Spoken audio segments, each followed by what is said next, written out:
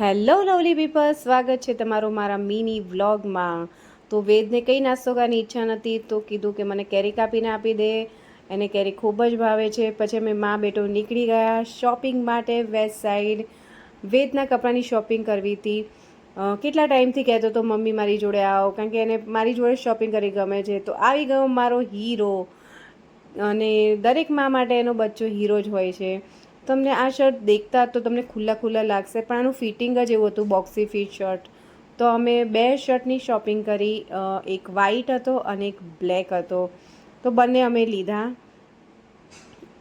અને બસ ઘરે આવ્યા તો જોયું કે મિસ્ટર લિટલ, તમે જુઓ એ શું કરી રહ્યો છે. એને ભાગવાની ટેકનિક આવડી ગઈ છે. તો હવે અમારે પણ કંઈ પગલાં લેવા પડશે કે એ બહાર ના નીકળે. તો બસ દેખો, જો તમે જોઈ શકો છો, એ ભાગ્યો ભાગ્યો ભાગ્યો ભાગ્યો ભાગ્યો. બાય, આવજો. નેક્સ્ટ